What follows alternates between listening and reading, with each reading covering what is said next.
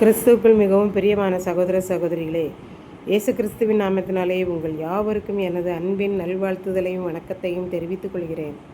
இன்றைய பகலின் குளிர்ச்சியான நாளின் தியான வசனம் யோவான் எழுதின சுவிசேஷம் 12ஆம் அதிகாரம் 48ஆம் வசனம்.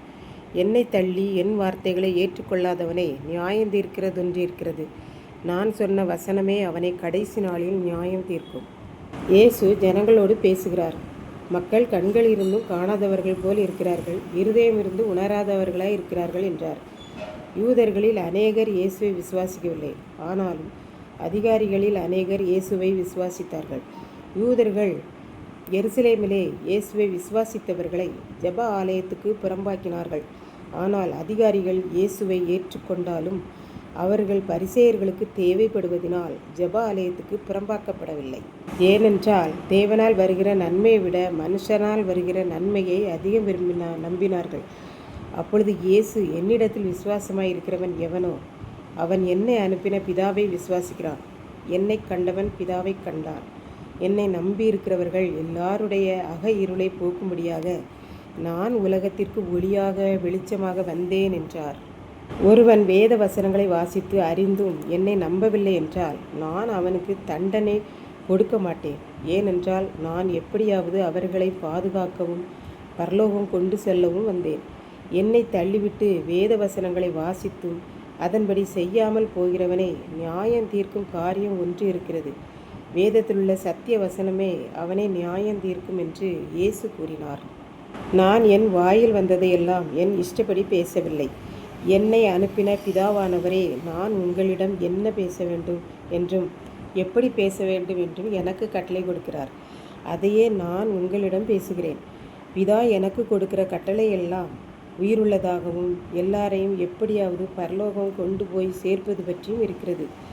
ஆகவே நான் என் பிதா எனக்கு சொன்னபடியே உங்களிடம் பேசுகிறேன் என்று இயேசு கூறினார்.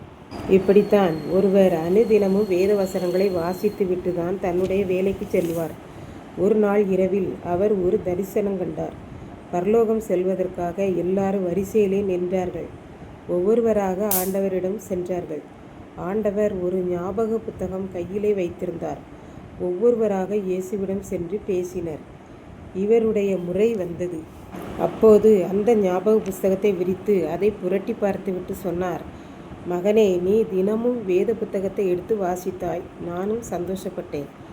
ஆனால் அந்த வசனத்தை நீ ஞாபகப்படுத்தி உன் கால்கள் சறுக்குகிற போதெல்லாம் அதை நினைத்தாயா? வேதத்தை வாசித்த நீ அதில் எழுதியிருக்கிறவரை விசுவாசித்தாயா? நான் அதை எதிர்பார்த்தேன் மகனே.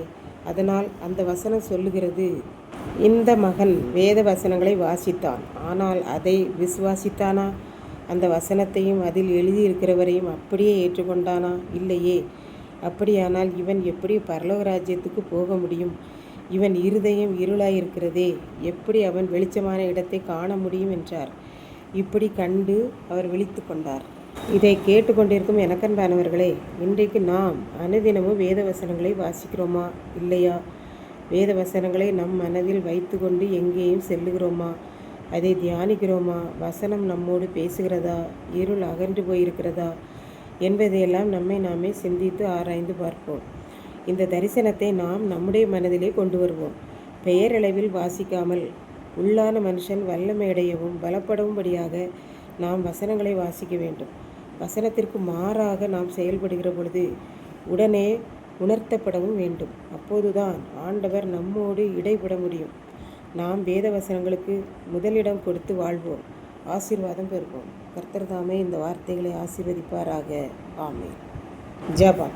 அன்பின் ஆண்டவரே, இந்த அருமையான நல்ல நாளுக்காக நன்றி செலுத்துகிறேன். இப்போதும் இதை கேட்டுக்கொண்டிருக்கிற ஒவ்வொரு பிள்ளைகளும் அனுதினமும் வேதத்தை வாசிக்கிறவர்களாக மாத்திரமல்ல, வாசிக்கிற வசனங்களின்படி செயல்படவும் உதவி செய்தரலும். மீட்பர் இயேசு கிறிஸ்துவின் நாமத்திலே தாழ்மையோடு வேண்டிக் கொள்கிறேன் பிதாவே. ஆமென்.